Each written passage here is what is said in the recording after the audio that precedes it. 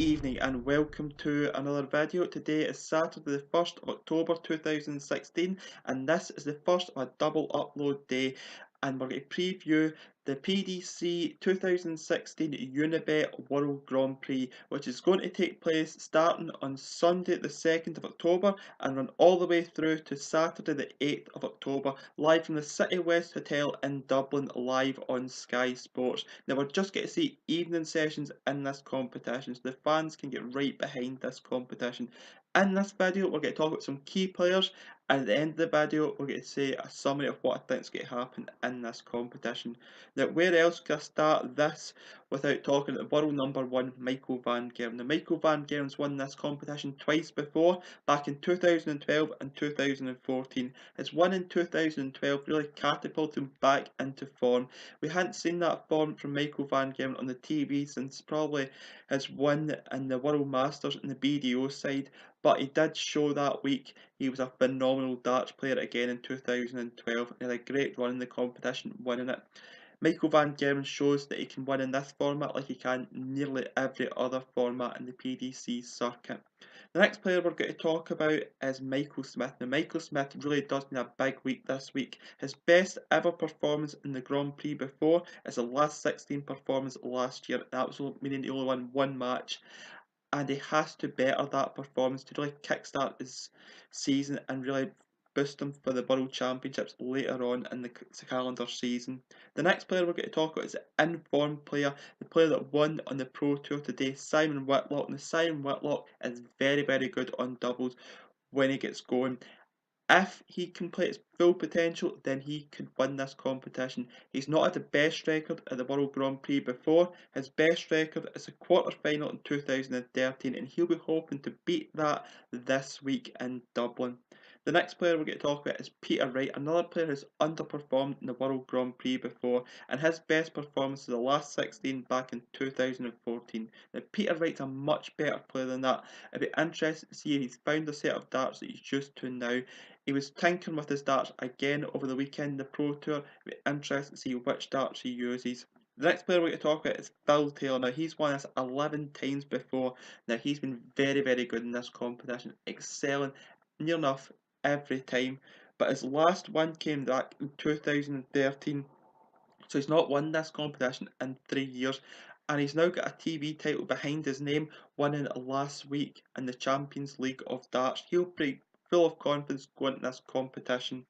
The next player we're going to talk about is Daryl Gurney. Now Daryl Gurney is one of the home crowd favourites, but he had a very good run today in the Pro Tour event. He's got over his wrist injury, and it'll be interesting to see how far he goes this week in his home country. The next player we're going to talk about is Mensur Suljovic. Now Mensur Suljovic is a double specialist. If he can get that double 14 going, he's going to get away first time, near enough every time within the first 3 darts. So he's got a hard player to beat. As we've seen last year on his debut appearance, he reached semi-finals, and that's a phenomenal achievement by Mensur Suljovic. Can he back it up the second year he's back in this competition and reach the semi-final again? The next player we're going to talk about is Gary Anderson. Now Gary Anderson, you wouldn't expect to do very well in this competition in previous times because doubles was Gary Anderson's weak point. So for Gary Anderson to do well in a double in, double out competition, you'd be quite surprised. He reached the semi-finals back in 2014 and that's his best run. Can he emulate or better that this week? It'll be interesting to see what he does this week. He's played in this competition 8 times and he picks up some decent results, but he just can't have that consistency every time he plays. It'll be interesting to see how he does this week. The next player we're going to talk about is defending champion Robert Thornton. Robert Thornton hasn't had the same success. He's one of those players who can have one good week out of nowhere, and last year that was his week.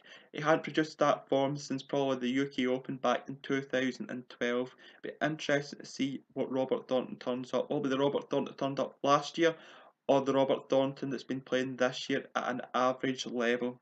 The next player we're going to talk about is the 2-time previous winner, James Wade, the number 6 seed. Now James Wade, this is his 12th time entering this competition. That's a phenomenal achievement because you think with James Wade that you'd only compete in this competition 7-8 times, but he's been a mainstay at the top of the PDC now for a long time, and he's played 12 times before, and he's won this competition 2 times before. It'll be interesting to see how he does.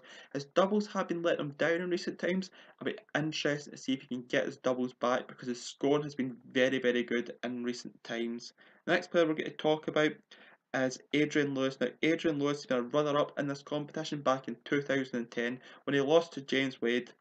And Adrian Lewis is one of those players, if he wants it and the determination's there, he can win a competition like this. It'll be interesting to see if he can do well in this competition and really better his runner-up place back in 2010. The next player we're going to talk about is Jelle Klaasen. Jelle Klaasen is one of those players who's a rat-tat-tat player. The double in, double out format doesn't really suit him, but interesting to see how he gets on this week. Someone like Kyle Anderson or Cristo Reyes, again, it'll be interesting to see how they both go on. They're both making their debuts in this competition, and again, they'll be nervous with the format. I don't think any of them have played this in a ranking event before, but on their week, any of those can have a very good run in this competition. And you can't count out someone like Mervyn and Raymond van Barneveld. Again, they're very, very solid players. Both played in this competition 10 and 11 times respectively. Both been runners-up in this competition. Mervyn was the runner-up to Michael van Gerwen back in 2012. And Raymond van Barneveld hasn't had a good run in this competition since his last runners-up appearance in 2009. It'll be interesting to see if he can emulate that this week and have a good run. He hasn't played much darts this week, but this could be the week he kicks back into gear for the World Championships and really gets focused and in the zone for that.